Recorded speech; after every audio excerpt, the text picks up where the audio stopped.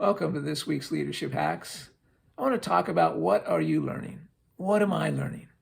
I imagine that every one of us, whether we're in a leadership position, official leadership position, or whether we're in a non-official leadership position, that we've heard this saying, we need to be lifelong learners. Lifelong learners. I believe in that. And I know if you're a leader today, you believe in that we're always and continually to be learning. It's a simple statement, a common statement, but how many of us have come to a place or point that we might not out and out say that I've stopped learning, but maybe we have. It may be because you just became too busy doing ministry, leading your church, leading your department, applying the principles and leadership tools that you have learned. And I hope that we're doing that, applying those leadership principles that we have learned, but have we stopped learning new ones? Or maybe you would say, I'm still learning leadership through doing ministry. Absolutely. Every time we do ministry, we should be learning leadership principles and adding to our toolbox. But we still need to be involved in intentional leadership development. Intentional, that's the key here, intentional leadership development. Leadership growth or leadership development is a lifelong practice and a lifelong journey. I think we all know that, and I think we all believe that. If we stop walking the leadership journey of learning, we will find ourselves sitting on the side of the path watching others pass us by on their way to greater heights and greater joy, greater fruits of their ministry, greater fruits of their labors, because they are continually learning. That's what we need to do. Stay on the path of continual learning. So I want to talk about a few reminders, actually 7 little points on the path of learning that'll help us not get stuck on the side of the path. First one, set a goal of how many books in the area of leadership or ministry that you will read this year.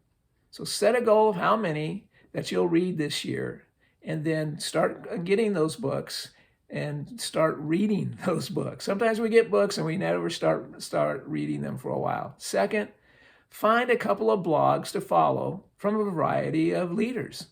That's pretty easy, and start following them. Third, choose a couple of books to read this year that are on different topics, not leadership, but on different topics, different interests, whether it be biographies, whether it be fun books of fiction or how-to books, just to keep our mind alert and pliable so that we continue to be able to learn. Fourth, set a time or times throughout the week that you will read, listen, or watch a blog and lock that into your schedule. So those books and those blogs that you have determined to either read or listen to, then lock it into your schedule. Lock it in. So make it an appointment that you do it every day, or at least a few times a week. 5, expose yourself to different ideas, different ways of doing things. You know, we have certain ways that we're set into, but we need to expose ourselves to see others doing it differently than us and learn from them. Take some principles from that. So different ways of doing things, different ideas that we would not normally think, and just kind of look through them, mull through them, and see what can you apply to help you and help myself, when I do that, help myself to grow in leadership. Number 6, expose yourself to people who are different, who do things differently than you. And that's sometimes hard because we like to be around people who do things the way we do things.